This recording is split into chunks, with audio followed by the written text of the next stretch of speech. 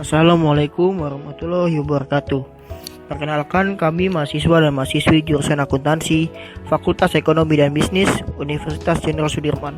Pada kali ini kami akan menunjukkan tentang video pembelajaran mata kuliah Manajemen Strategik yang diampu oleh Bu Dr. Puji Lestari, SE, MSI, AKCA, dan Bu Dr. Eliada Herwiyanti, SE, MSI, AKCA. Perkenalkan, kami dari kelompok 9 ingin memperkenalkan anggota kelompok kami. Yang pertama ada saya sendiri, Yoel Silver dengan NIM C1C0181087. Yang kedua ada Sultan Galib dengan NIM C1C0181089. Yang ketiga ada Aura Widadatusi dengan NIM C1C0181091. Kemudian ada Adelia dengan NIM C1C0181092. Dan yang terakhir ada Nuraini Hidayati dengan NIM C1C0181093. Materi yang akan kami sampaikan adalah tentang kepemimpinan dan budaya korporat. Apa sih itu kepemimpinan? Kepemimpinan merupakan kekuatan atau kemampuan dalam diri seseorang untuk mempengaruhi orang lain dalam hubungannya dengan pekerjaan dengan tujuan sebagai mencapai tujuan sebagai sebuah organisasi tersebut. Kemudian ada organizational leadership. Ini meliputi dua bidang. Bidang pertama yaitu mengarahkan organisasi untuk menghadapi perubahan yang terjadi secara terus-menerus. Bidang kedua yaitu menyediakan kalian untuk menghadapi dampak perubahan yang terus-menerus kepada manajemen. Kemudian ada teori kepemimpinan.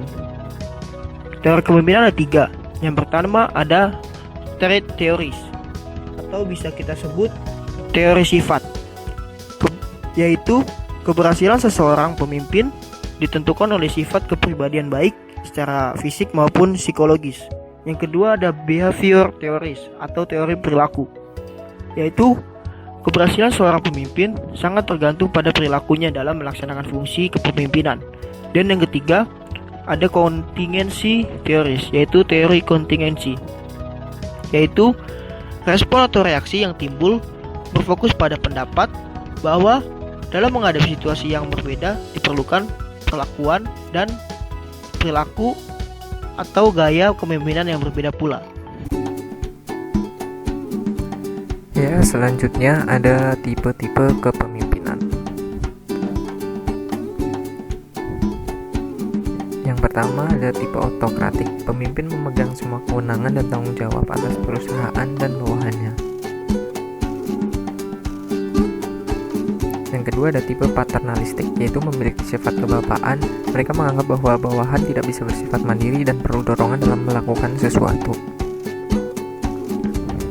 Selanjutnya ada tipe karismatik, yaitu memiliki energi dan daya tarik yang luar biasa untuk dapat mempengaruhi orang lain dan memiliki pengikut atau massa yang jumlahnya besar.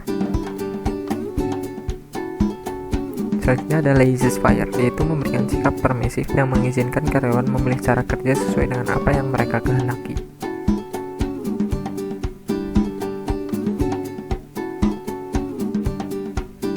Selanjutnya ada kepemimpinan strategis, yaitu menerima perubahan. Para pemimpin mendorong komitmen untuk menerima perubahan melalui 3 kegiatan yang saling berhubungan. 1. Menjelaskan tujuan strategis. 2. Membangun suatu organisasi. Dan 3. Membentuk budaya organisasi.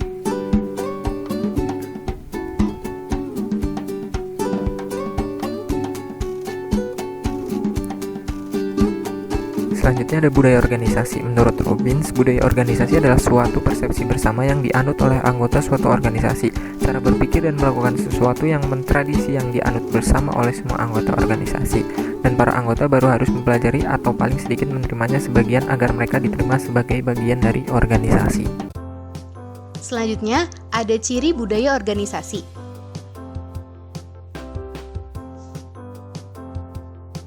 Yang pertama, peraturan yang berlaku harus dipenuhi. Yang kedua, norma-norma. Yang ketiga, nilai-nilai yang dominan. Yang keempat, ada filosofi. Yang kelima, aturan-aturan. Dan yang keenam, iklim organisasi. Schein menyatakan bahwa budaya organisasi memiliki tingkatan, yaitu yang pertama, ada tingkat artifak, yaitu anggota organisasi yang memasuki organisasi telah memiliki proses dan struktur yang visibel seperti melihat, mendengar, dan merasakan. Lalu yang kedua, ada tingkatan exposed value, yaitu anggota baru mulai belajar dan perlu tuntunan dari pemimpin organisasi mengenai strategi, tujuan, dan filosofi yang dianut oleh organisasi barunya. Budaya organisasi dapat ditelusuri kembali dari simbol-simbol sejarah, jargon, seremoni, dan nilai-nilai yang ditanamkan oleh pendirinya. Lalu yang ketiga, tingkat basic underlying assumption, yaitu tahapan di mana anggota organisasi merasa yakin bahwa mereka diterima untuk melakukan sesuatu dengan benar secara tepat. Asumsi tersebut berpengaruh terhadap perasaan, pemikiran, persepsi, kepercayaan, dan pikiran bawah sadar para anggota organisasi. Lalu ada mempengaruhi perubahan budaya.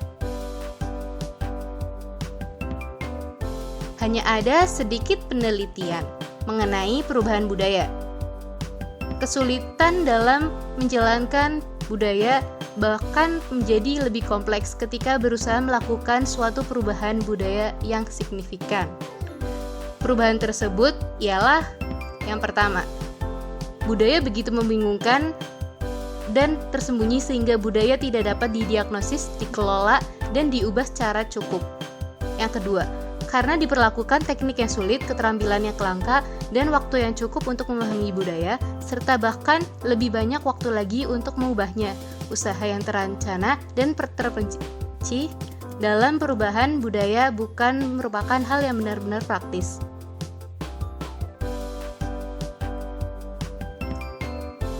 Lalu yang ketiga, ada budaya membantu orang bertahan menghadapi periode kesulitan dan berperan menghilangkan kecemasan. Salah satu cara budaya melakukan hal ini adalah dengan membangun, menyediakan kontinuitas dan stabilitas. Lalu ada 3 hal utama yang mencerminkan perpaduan antara pemimpin dan budaya. Yang pertama itu, pemimpin perlu menyelaraskan diri dengan budaya dan model perilaku yang diinginkan. Lalu yang kedua, pemimpin perlu memahami kecocokannya dalam budaya dan menggunakan kecerdasan itu dan mendorong perubahan positif. Lalu yang ketiga, pemimpin perlu terhubung dengan hati dan pikiran karyawan. Selanjutnya, kami membahas mengenai contoh kasus kepemimpinan dan budaya korporat. Di sini kami mengambil perusahaan transportasi udara yaitu Southwest Airlines. Southwest Airlines didirikan pada akhir tahun 1966 oleh Rolling King bekerja sama dengan Herb Kelleher. Rolling King merupakan pengusaha transportasi udara pesawat kecil, sedangkan Herb Kelleher adalah seorang profesional bidang hukum yang memiliki kantor konsultan hukum di Texas. Terciptanya bisnis tersebut dilatar belakangi oleh para pebisnis Texas yang mengeluhkan ketidaktersediaan transportasi untuk menghubungkan Texas dengan wilayah segitiga emas di Amerika Selatan, yaitu San Antonio, Dallas, dan Houston. Pada Januari 1971, Lamar Muse diangkat sebagai CEO pertama Southwest Airlines. Beliau langsung melakukan penawaran saham kepada publik dan berhasil meraup sebesar $7 juta. Setelah Lamar Muse berhenti, CEO digantikan oleh Herb Kelleher hingga tahun 2001. Selama kepemimpinan beliau, Southwest Airlines banyak menghadapi berbagai tuntutan hukum, baik dari pesaing maupun internal. Selanjutnya, pada tahun 2001 hingga 2004, CEO perusahaan dipegang oleh James F. Parker yang kemudian digantikan oleh Gary C. Kelly. Manajemen di Southwest Airlines tergolong sebagai manajer yang bermoral. Manajemen selalu berupaya untuk melakukan segala tindakannya dalam cara yang tepat, baik saat berinteraksi dengan pelanggan maupun karyawan. Hal ini terbukti dengan dibentuknya Culture Committee pada tahun 1990. Komite tersebut bertugas untuk menjaga dan memelihara nilai dan budaya perusahaan. Berbeda dengan perusahaan lainnya, Southwest Airlines lebih mengutamakan karyawan daripada pelanggan. Colin Barrett sebagai Presiden Southwest Airlines memiliki kepedulian yang besar terhadap karyawannya. Dia menganggap apabila karyawan yang diperlakukan dan diperhatikan dengan baik akan memberikan pelayanan yang baik pula kepada pelanggan. Namun, Southwest Airlines juga pernah melakukan hal yang tidak etis karena dianggap mengabaikan pemeriksaan dini terkait kondisi pesawat, sehingga melanggar Federal Aviation Administration atau FAA. Selain meminta maaf kepada publik, Southwest Airlines menanggung biaya sebesar $10.200.000.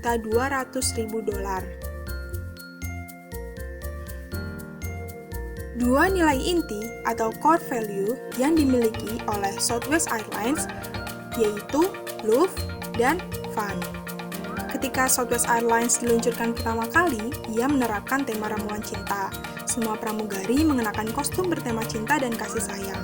Love juga menjadi istilah dalam menjaga hubungan ke pelanggan dengan memberikan pelayanan optimal. Sedangkan fun artinya Southwest Airlines selalu menerapkan pelayanan yang menyenangkan sehingga para pelanggan dapat merasa gembira dan datang kembali. Southwest Airlines juga banyak terlibat dengan kegiatan amal. Penempatan staf dalam organisasi.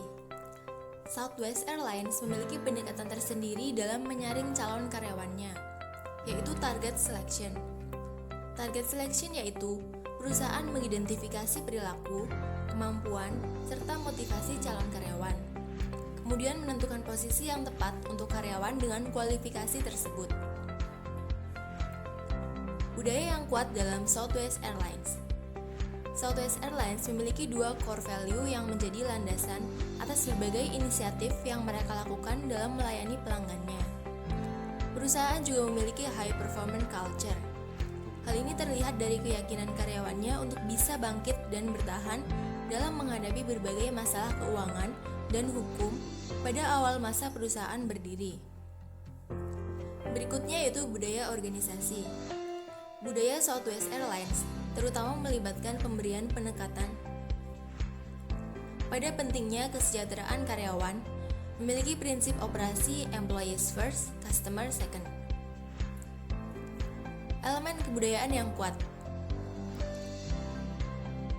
Elemen kebudayaan ini yaitu suasana dan lingkungan kerja yang menyenangkan. Ini berarti karyawan menikmati pekerjaan mereka sepenuhnya. Adanya semangat dan sikap bisa melakukan.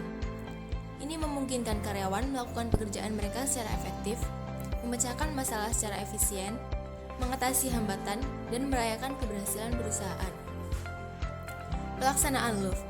Ini bukti perusahaan menerapkan golden rules yang dalam kepedulian lingkungan.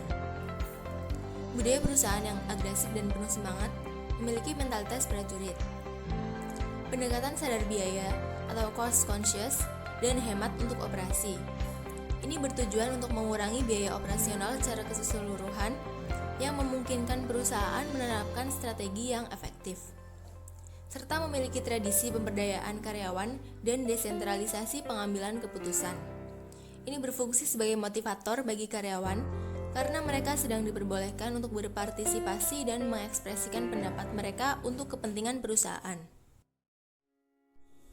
Sekian video dari kelompok kami, semoga bermanfaat. Terima kasih. Wassalamualaikum warahmatullahi wabarakatuh.